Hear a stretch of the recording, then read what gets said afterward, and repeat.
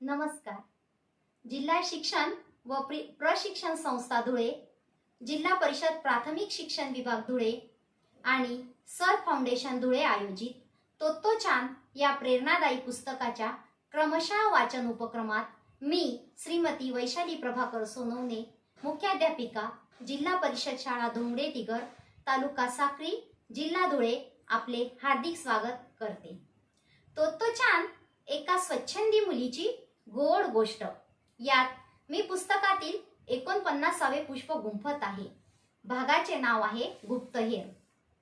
Tomoe मधले विद्यार्थी नंतर यासुकीचानच्या आठवणीने बरेच दिवस उदास होते. विशेषतः सकाळी शाळा भरण्याच्या वेळी जेव्हाही जाणीव व्हायची यासुकीचानला यायला उशीर नाही झालेला तर तो आता येणारच नाही, तेव्हा ते मुलांना प्रकर्षाने जाणवायचं. त्याच्या नसण्याची सवय करून घ्यायला मुलांना बराच वेळ लागला.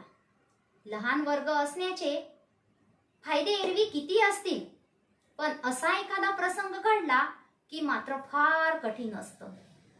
एक बरं होतं की तोमोई मधल्या मुलांच्या जागा ठरलेल्याच नव्हत्या. तसं असतं तर मात्र यासुकीचानची रिकामी जागा मुलांना जास्तच जाणवली असती. गेले काही दिवस तोत्तोचान मोठेपणी कोण व्हायचं याचा विचार करत होती. लहानपणी तिला रस्त्यावरचा बँडवाला व्हायचं होतं किंवा एखादी नृत्यांगना. तोमोई मध्ये पहिल्या दिवशी ती आली तेव्हा स्टेशनवर तिकीट विकायची तिची इच्छा होती, पण हल्ली तिला वाटायला लागलं होतं की काहीतरी बायकांना शोभेल असं, पण इतरांपेक्षा वेगळं काम करावं, नर्स व्हावं असं तिच्या मनात आलं. पण लगेच तिला आठवलं, जखमी जवानांना भेटायला ती हॉस्पिटलमध्ये गेली तेव्हा तिनं बघितलं होतं नर्स इंजेक्शन वगैरे देत होत्या. बाप रे, ते नाही आपल्याला जमणार, तिनं ठरवून टाकलं. अचानक तिचा चेहरा उजळला. अरे चा, मी आधीच नव्हतं का ठरवलं कोण व्हायचं ते? मग ती ताईचांकडे गेली. त्याने नुकताच स्पिरिटचा दिवा पेटवून प्रयोगाला सुरुवात केली होती.